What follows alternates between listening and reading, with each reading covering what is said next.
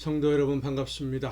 오늘도 우리 주님이 함께 하시는 가운데 맡겨주신 사명 즐겁게 감당한 복된 하루가 된 줄로 믿습니다. 이 시간 우리가 함께 은혜를 나눌 본문 말씀 신약성경 갈라디아서 1장입니다. 갈라디아서 1장 1절부터 5절까지에 있는 말씀 봉독합니다. 사람들에게서 난 것도 아니요 사람으로 말미암은 것도 아니요 오직 예수 그리스도와 그를 죽은 자 가운데서 살리신 하나님 아버지로 말미암아 사도된 바울은 함께 있는 모든 형제와 더불어 갈라디아 여러 교회들에게 우리 하나님 아버지와 주 예수 그리스도로부터 은혜와 평강이 있기를 원하노라.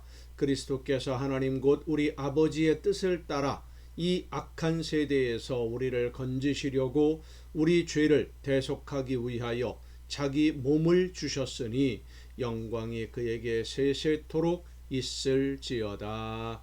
아멘.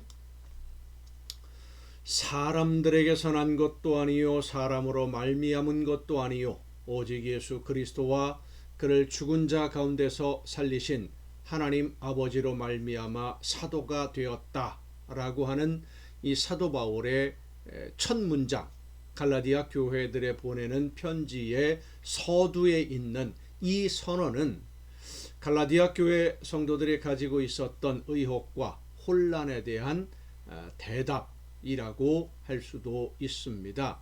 쉽게 표현하면 이렇습니다. 니들 내가 누군지 알아? 하는 그런 의미의 선언인 것이죠. 갈라디아 지방의 교회들뿐만 아니라 사도 바울이 복음을 전한 지역에 세워진 교회들을 찾아간 유대인들 기독교인, 그러니까 유대인들 중에 예수님을 믿는 사람들 중에는 바울이 사도가 아닌데 사도처럼 행동을 한다고 비난하는 사람들이 있었습니다. 그들은 주로 율법주의자들인데 예수님을 믿는다고 해도 할례를 받지 않거나 율법을 지키지 않으면 하나님의 나라에 들어갈 수 없다. 하나님의 나라 백성이 될 수 없다.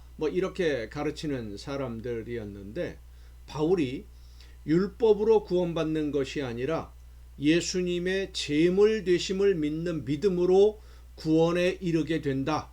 하나님의 자녀가 되고 하나님의 백성이 된다. 이렇게 전하는 것에 대해서 반박을 하고 있었죠. 그들은 그걸 용납할 수가 없었으니까.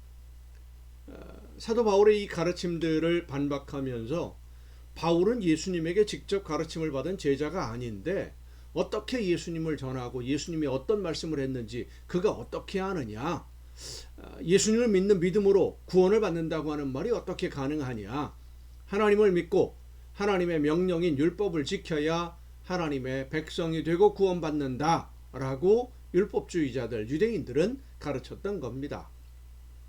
그래서 바울의 이 선언, 사람에게서 난 것도 아니요 사람으로 말미암은 것도 아니요 오직 예수 그리스도와 그를 죽은 자 가운데서 살리신 하나님 아버지로 말미암아 사도가 되었다, 전하는 자가 되었다, 보냄을 받은 자가 되었다 라고 하는 하나님의 일꾼이 되었다 라고 하는 이 선언은 바울이 전하는 복음에 대한 불순한 의도를 지닌 공격을 중지해라. 니들 내가 누군지 알아? 하나님이 나를 부르셨는데 내가 하나님의 일을 하는 일꾼인데 하는 이런 선언이라고 할 수 있습니다. 갈라디아 지역뿐만 아니라 바울이 복음을 전하고 세운 교회의 성도들은 유대인들도 있었습니다마는 유대인들에 비해서 이방인들의 숫자가 더 많았습니다. 그래서 율법과 복음의 이 문제는 항상 중요한 문제로 다루어질 수밖에 없고 갈등을 일으킬 수밖에 없는 그런 문제였습니다. 예수님의 제자들 중에는 유대인들의 주장에 전면으로 반박하는 사람들, 그러니까 율법으로 말미암아 구원에 이른다라는 것이 아니다, 예수님을 믿음으로 예수님의 제물 되심을 믿음으로 구원받는다라고 이야기하는 사람들이, 제자들이 거의 보이지 않았던 것이죠. 그래서 바울이 예수님을 믿음으로 구원을 받는다는 복음을 전했을 때 유대인으로 예수님을 믿는 성도들 중에는 이방인이 예수님의 제물 되심을 믿는 믿음으로만 구원받는 것을 받아들이기가 참 어려웠고, 이방인으로 예수님의 제물 되심을 믿는다면 유대인들처럼 할례를 받고 율법 지키는 것이 뭐 그렇게 어려운 문제가 될 수 있느냐, 이런 의문을 제기하는 경우도 상당히 많이 있었습니다.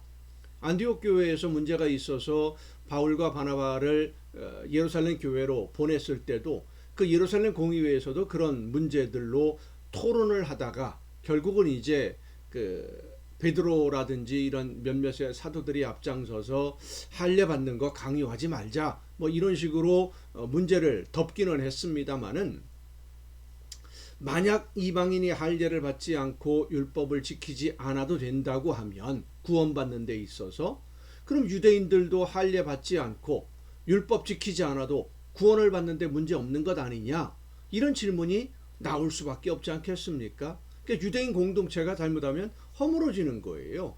그러니까 이 문제, 하나님이 우리를 구원하시는데 어떤 사람들을 구원하시느냐 하는 이 문제는 정말 사실 중요한 문제였습니다. 그런데 우리가 한 가지 분명하게 기억해야 되는 것은, 바울이 믿음으로 구원을 받는다라고 주장할 때 이 믿음으로 구원받는다는 것은 율법을 무시해도 된다는 의미의 주장은 아니었다라는 겁니다.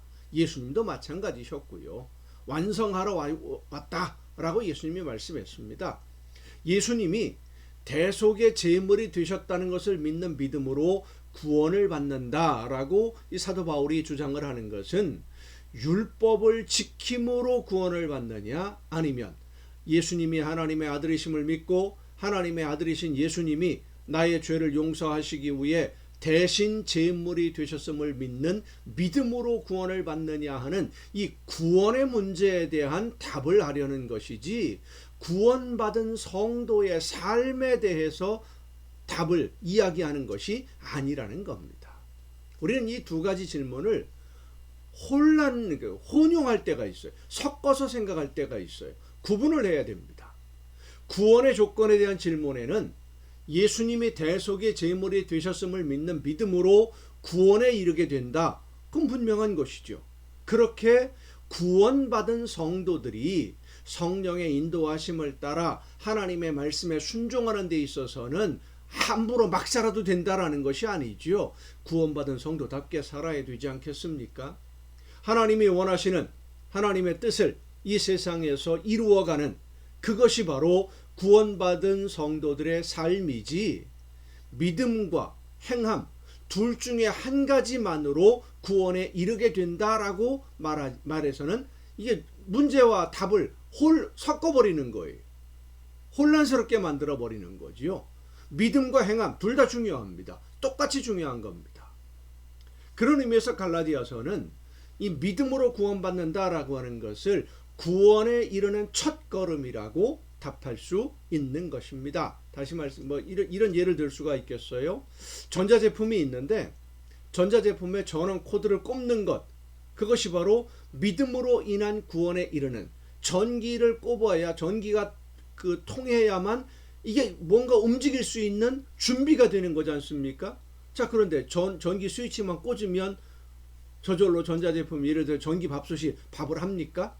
아니죠. 쌀을 앉혀놓은 다음에 전기가 들어와 있는 상황을 확인하고, 자, 이제는 흰 쌀밥을 할 거냐, 잡곡밥을 할 거냐, 찜을 할 거냐, 뭐 찹쌀밥을 할 거냐, 그 기능을 선정을 해가지고 시작하고 눌러줘야 되지 않습니까? 그것이 바로 행함입니다. 전원 스위치가 꼽혀지는 것이 믿음이고요. 그 다음에 행함이 이루어져야 돼요. 전기만 꽂아놓는다고 되는 것도 아니고요. 행함만 있다고 해서 전기 꽂지도 않았는데 어떻게 전기밥솥이 밥을 할 수 있겠습니까? 동시에 이루어져야 되는 것이죠. 행함과 믿음은 구원의 양면입니다. 함께 가야 하는 것이지 다른 것이 아니다 라고 하는 것을 이 갈라디아서를 통해서 다시 한번 생각해 볼 수 있기를 바랍니다. 기도하시겠습니다. 오늘도 크신 사랑으로 저희들을 인도하시는 아버지 하나님, 예수 그리스도의 대속 제물이 되심을 믿는 믿음으로 말미암아 구원받은 저희들, 하나님의 자녀답게 아름다운 열매로 오늘을 살아내는 우리 모두가 되게 하여 주시옵소서. 이 모든 말씀을 예수님의 이름으로 기도하옵나이다. 아멘. 여러분 오늘도 수고 많으셨습니다. 내일 또 정한 이 시간에 이 가정 예배를 통해서 다 같이 함께 만날 수 있기를 바랍니다. 배터리가 깜빡깜빡 되네요. 이 카메라 배터리가 깜빡거리는 여러분이 혹시 보이는지 모르겠습니다. 내일 뵙겠습니다.